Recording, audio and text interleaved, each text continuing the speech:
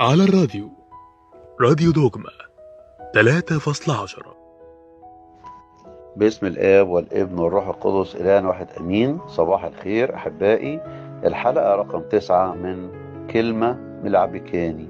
في صلاة باكر لما بنصلي هلما نسجد هلما نسأل المسيح إلهنا، بعديها بيجي جزء من رسالة معلمنا بولس الرسول إلى أفسس، الإصحاح 4 من 1-5، 5 آيات. بعديهم بيجي قطعة بيتكتب عنوانها كده فوق: من إيمان الكنيسة.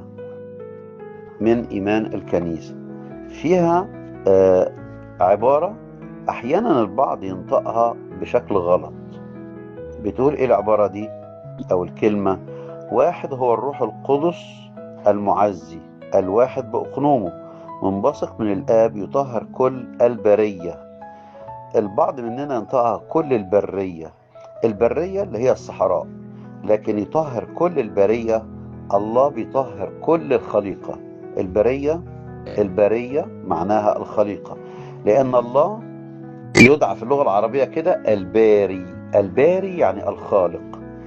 إذن هي تنطق إيه؟ الواحد بأقنومه، منبثق من الآب، يطهر كل البرية، يعلمنا أن نسجد للثالوث القدوس، لاهوت واحد وطبيعة واحدة، نسبحه ونباركه إلى الأبد آمين.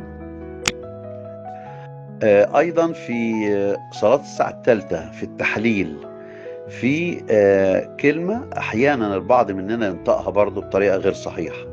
التحليل بيقول: يا إله كل الرأفات ورب كل عزاء، الذي عزانا في كل حين بعزاء روحك القدوس، نشكرك لأنك أنقمتنا للصلاة في هذه الساعة المقدسة التي فيها أفضت نعمة روحك القدوس. أفضت مش أفضت. أفضت أنت.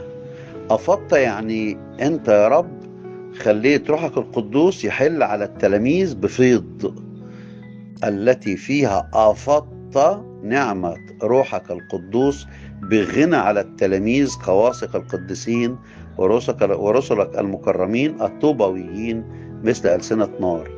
إذن هي اسمها أفضت، وهتلاقوا التاء عليها فتحة في بعض الأجابي اللي فيها التشكيل، فيبقى أفضت أنت يا رب اللي اديت الروح القدس بغنى وبفيض على تلاميذك القديسين. إذن هي اسمها البرية مش البرية، واسمها أفضت، ما اسمهاش أفضت نعمة روحك القدوس. كلمة وكانت ملعبكاني، لكن لما نطقتها صح فهمتها وما بقتش ملعبكاني. على الراديو، راديو دوجما 3.10.